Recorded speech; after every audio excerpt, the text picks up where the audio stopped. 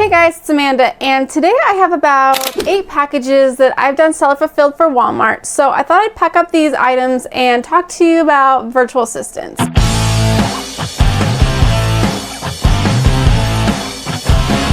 So what exactly is a virtual assistant? So a virtual assistant, which is commonly known as a VA, what a lot of people short it to be is VAs. A VA is typically someone who can help you with tasks that you don't want to no longer do or just don't have the time for. So I first started my VAs in, I would say, about June of 2022. The reason why I decided to get virtual assistants is because I no longer had the time to source items, and I just had a lot of capital that I just wasn't able to spend because I do have a lot of friends and family. I also have a day job. So I needed to hire virtual assistants to really help offload all of the day-to-day items or all of the day-to-day tasks. So in this video, I'm really going to go over how I got a virtual assistant, what you need to do, and how you can get one, and basically what they can do as your assistant. So like I said, I started in June of 2022, and I hired 2 virtual assistants. All right, so when I first started looking for virtual assistants, I was only going to hire one because I just thought that that's the only one I could afford. But I decided at the end to hire 2 virtual assistants because I honestly couldn't decide between which 2 I wanted. And so I ended up hiring them both, which I am very glad that I did, because the one girl that was the front runner, actually I ended up having to fire her about 3 months later because she simply wasn't doing the work. So I'm so happy that I hired the 2. So then when that one didn't work out, I still had the other. So first I get a lot is, where do you hire the virtual assistants? And I go to onlinejobs.ph. And my virtual assistants are from the Philippines. And because I hire them from the Philippines, they are very efficient and they are not very expensive, just because of the way the currency is. So for me, it was $400 a month per VA. So I pay my virtual assistants $400 a month. So one virtual assistant I pay $100 a week, and the other one I pay $140 a week. The one with the $140 a week, I pay more because she's been with me longer and she's technically the lead. But let's just kind of go back to where I started. All right, so where do you hire virtual assistants is onlinejobs.ph. And the best thing about it is you're able to pay $69 a month, put your post out, and then you'll have so many virtual assistants applying for that job. So the things that I've done in the past is I just create a post of what I'm looking for. I personally look for a virtual assistant that has limited experience with Amazon. So that just means maybe they've gone through a course or something, but I prefer hiring somebody who has not had another client, because I've heard bad experiences that, one, they're working for multiple Amazon sellers and they're all using the same leads for all of them. I've also heard where there are bad habits and they're harder to break. So I like to hire from the ground up and kind of train them the way I want them to be trained and start them in a way that I would like them to source. During the first post, I typically write out, what I'm looking for. I'm looking for someone who has similar experience to SellerAmp, who knows what Keepa is. They don't have to know the ins and outs of Keepa, but they have to know what a sales rank is. They have to know all these sorts of different things with Keepa. And so just the basic knowledge, as long as they have that basic, is fine, because I plan on training them on the real ins and outs that I want them to look at. I will go ahead and print this label. And this one is going to Connecticut. So the 2 softwares that I really want them to have experience in, and that's very loosely, experience, is Keepa and maybe SellerAmp. But if they don't have any experience, that's fine. So during that initial post, I obviously say what I'm looking for. I also like to include, a paragraph of what I'm about, what I plan on doing, and what I plan on selling, and what they can look forward to as, an employee of mine and as part of my team. Then I also add in somewhere is, if you would like to work for me or be part of this team, please respond to this email as either like, let's go, or I'm ready, or something into the subject line. So that way when they're reading this application and they just hit apply and it's just a normal application, that's not going to work. They're not following directions already. But if their subject line is your phrase, like I'm ready or let's go, then you know they've at least read the application and they know what they're looking for, and they take the time to read and follow that simple instruction. That first post gets usually a lot of responses. So you're able to easily weed out the ones that just simply hit reply or apply or whatever, and versus the ones that have that I'm ready. So you can just easily weed through. All right, so the ones that say, I'm ready, let's go, you can then respond to them with a couple about, I would say 5 to 10 questions. They can, look how cute this guy is.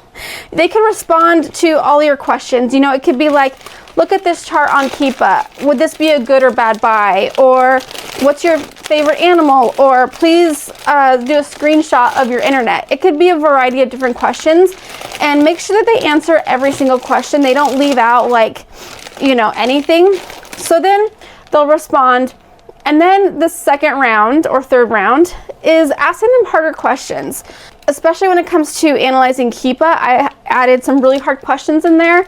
And the point isn't to give them a good question. It's learning how they're thinking and seeing if they're able to communicate.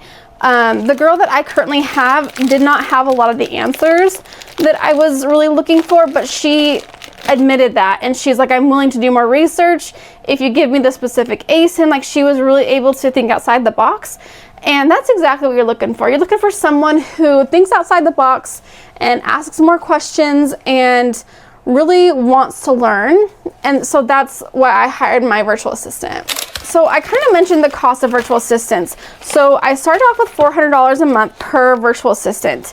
And the one that I have the longest now for a year and a half, she now makes the $540 a month, which is typically pretty low because she's been with me for a year and a half. But I also include a $35 a month bonus. That goes towards their rice allowance and their internet. Rice to them is very important. It's really big in their culture. So I like to honor them and their culture by giving them that bonus. That is just a straight bonus. It never gets taken away. It is something that they rely on sometimes, and it's always given on the first of every month. And additionally, I give them a lot of holidays off. The Philippines have a lot of holidays, so I give them all the holidays off. Plus, I give them all of their religious holidays off. My two VAs are very religious. They're part of the same religious section. And so I give them all those religious days, which, to be honest, it's probably like 3 times a month, which is crazy, but I'm happy to honor them and their culture because they are so good to me and do so well. And there are so many different pay structures that you can do with your VAs. I know some people who give incentives, like if you spend this much amount with this ROI and this potential profit, you'll get 5% of that, or you'll get an extra $200 bonus, or things like that. I typically don't give those extra bonuses simply because I give them so many days off that it does kind of even out in the end. Additionally, I give them their 13-month bonus, which the 13th month bonus is something that the Philippines have as a tradition where their employers give them an extra month of pay. So I plan on giving them an extra month pay on top of their normal salary, which is a really good, I usually give that about the first week of December, depending on how the payday hits. And I will just kind of lump that all together. And they're usually very grateful for that, which I would be too. So, and I love giving that bonus to them because it is well deserved. My VAs hardly call in sick. They hardly have excuses, and they are really good to me. I am very grateful for them, and so it's so important to hire virtual assistants that you can rely on and trust. It does take time. It does take communication, but it's definitely, you're able to get there. It's not out of the realm of possibilities. And I'm not just the only person that has said that. Virtual assistants are amazing, and they can definitely really help your business. Hey guys, if you're looking for a masterclass to help you through Walmart where it comes to setting up your items or getting in part of a community, please check out my Walmart flipping masterclass. Now in this masterclass, I go through everything when it comes to Walmart, which means adding your items into your inventory, setting up your WFS shipments, or doing seller fulfilled and setting up those shipping templates. Within this masterclass, I also have a Discord. Now within this Discord is multiple other sellers where we all talk about Walmart, all of our frustrations, or asking questions, even when it comes to sourcing or what is good for Walmart or what's not. And within this Discord, I also go live weekly. So if you're interested in joining our masterclass, please check out the link below, and I'd love to see you in there, and let's connect.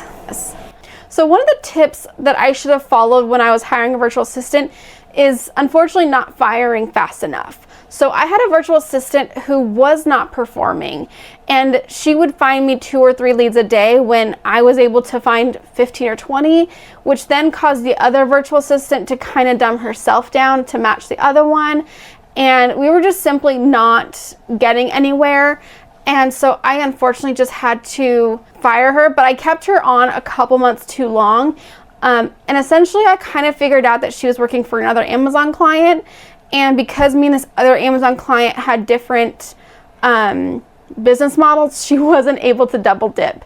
And she did say that at the end towards, my, firing her, is she did have other clients, so. All right, so on to the next subject is what exactly can virtual assistants do? So virtual assistants can do an array of different things. They can source for you. They can purchase for you if you wanted to. For the longest time, I was doing eBay to Amazon, so that was simple for them to purchase for me. But it was that simple, or they would source for me. That is what I currently have. I have 2 sourcers who source for my items, and then I also have 1 video editor. So I mainly am talking about the 2 sourcing videos, or the 2 sourcing virtual assistants, because they are the ones I have to kind of train more, because my video editor is amazing. So my virtual assistants not only source for me, but they do an array of different things. So they help put in my cost of goods into seller board, and they retire old listings. They go through and do my returns or my feedback. They track my lost items. They replenish items. There is just so much that they do. And their typical day on a Friday is doing all those mundane tasks. They do these tasks every week that they have a list, and it works out really well for us. All right, 3 packages down. All right, so now I have a cute little Sonic. Isn't he cute? I love these little squishmallows. They've done so well for me. So what is the training process when it comes to virtual assistants? So there could be an array of ways to train them. I went through the VA Academy from Steve Rakin and Joji Davenport. That for me was a game changer, because that taught me exactly how to train them and and actually put them through a training course, which was amazing. So I will go ahead and drop a link below, but that course is really specific to eBay to Amazon and Amazon to Amazon flips if you want to do books. So but it was a great course for them, and it really helped me do that. So if you're doing traditional OA, I suggest doing like the OA challenge from Chris Grant and having them go through that course, or watching videos. It's really all about training them and taking the time. I do want to really mention that it takes a lot of time to train them. I would say it took me 40 hours for about 3 weeks for me to fully train them. And it probably would take a lot less, but I wanted to make sure I was training them correctly. And so I just spent a lot of time training them. And again, that was probably too much time, but I really wanted to make sure that they weren't, making bad buys or doing bad habits, I would say. And then after that, I do also recommend getting Loom. Loom is a wonderful tool to help train them because you can just record your screen. You can have your camera on or off. It doesn't really matter. It helps explain to them what you're seeing and show them step by step what you're trying to explain. It's amazing. Loom is great. It's like a $15 subscription every month. But it's awesome. It's how I communicate with all of my virtual assistants. If I have a question or if I need something changed or a mistake or what looks great, you know. I don't just, you know, tell them what they did wrong. I always kind of want to make sure that they're doing good things. And that is another thing, is to really build up your virtual assistant's confidence. I was struggling with that for a while, where I just wouldn't check in with them because, you know, they've been with me for quite a while now. They know what to expect, they know what to do, and I just wasn't praising them. They were just kind of like hoping that they were doing a good job, which they were. I just wasn't telling them. So it's very important to build them up and give them that confidence. And that is probably why they treat me so well, and that's why they show up and do a good job every time. All right, so when I initially started with my virtual assistants, I had them both for Amazon. Well, now I have one VA that sources for Amazon, and I have one VA that sources for Walmart now. And because I'm on this Walmart platform, me and my virtual assistant have kind of taken this on together, and she's been amazing because we were both learning at the same time. My VA, she had no help from any other community. And that is the thing with virtual assistants, is there are Facebook groups for them. And there are a lot of Facebook groups for them, and they can be either good or bad. Bad in the sense that they're sharing their leads and they're sharing with everyone, which as a seller, you don't want your leads shared everywhere. And so with her, she had no help, no resources. So we were able to figure it out together, and she's been awesome. And so because she's helping me source, she does mainly Amazon to Walmart. And she also helps with my cost of goods and a lot of my unpublished or my errors, she's helping. And so there's just so many tasks that virtual assistants can do. So when is a good time to get a virtual assistant? And I say when you just don't have the time anymore to do it yourself. When you have capital to spend and you just don't have the time, you need help, or you just don't want to do something. Like, you don't want to be entering your cost of goods. You don't want to be doing your unpublished or high pricing errors. You don't want to do any of that. That's why you can hire a virtual assistant. They don't necessarily have to source for you, but they can do all these other tasks. And you can also hire them part-time instead of full-time, which that's easy, you know, to start them out as part-time. And then as you guys grow together, you can bump them up to full-time. All right, so what is the best way to communicate with your virtual assistants? So I have Facebook Messenger. That is the only way I communicate with them. They clock in every morning. They start at 1:30 p.m. my time, which is probably 6 a.m. their time, and then they end about 11:30 p.m. my time. I just have them work that schedule because it's easiest for me because I still work a day job. And I do know a lot of people where they have them work from 8 to 5 in the US time, which is roughly 3 a.m. their time, I think. But I do know that they're 15 hours ahead of me. So they just work, you know, that time. However, recently they've been changing their schedule. They've been changing it to work at 3 a.m. their time, which doesn't bother me at all. They've kind of earned that, honestly.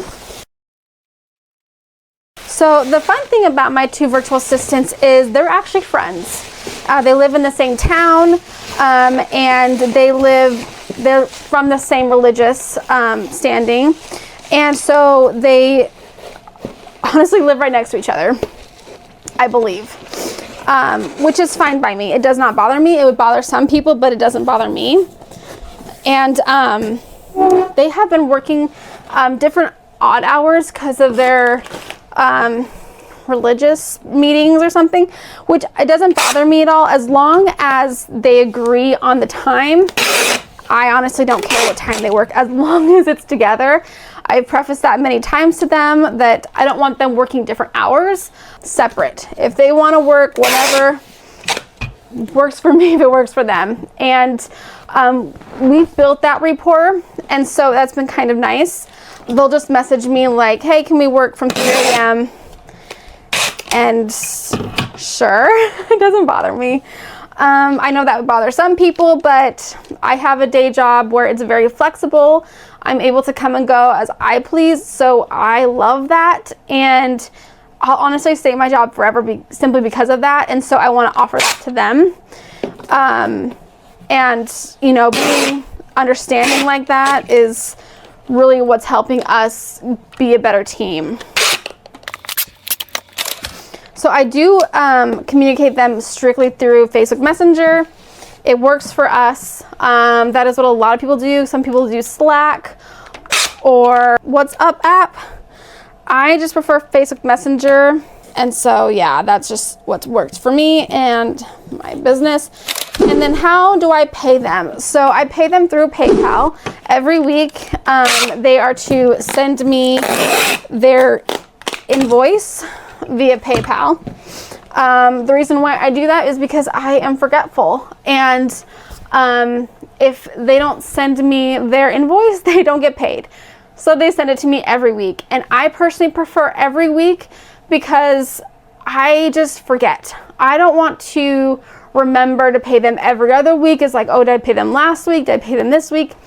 I don't want to think about it. So I just know every Wednesday is payday and they send me their invoice.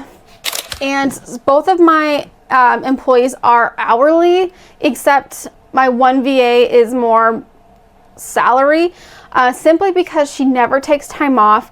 And I do allow her 1 week a year for vacation. She typically takes it in May, I would say, I think. And so I usually just give that to her paid just because she's learned Walmart with me and has really kind of like helped me in that sense. All right, well, that is it for today. I thought I would kind of share all of my virtual assistants or VA secrets and how I'm managing with the virtual assistants. And honestly, my virtual assistants run my business. They are amazing. I am able to go on vacation, spend time with my family, and just kind of do what I need to do in life and still run my business. I highly recommend getting virtual assistants. I would say when you just don't have the time to do monotonous tasks that you can easily teach someone else. So I hope you guys enjoyed this video. Thanks for packing my packages with me. And if you had any value in this, please like, subscribe. And do you enjoy these kind of videos where I'm just kind of rambling? So please like, and I will see you in the next one. Hey, I am now offering one-on-one coaching. So if you want to have some one-on-one time with me, whether it's 30 minutes or an hour, I am now available, and check out the link below to check out my schedule and book that. I can help you with anything with Walmart, whether it comes to adding items into your inventory or walking you through your first WFS shipment or just learning how to source. I'm available and would love to help you on your journey. So let's connect.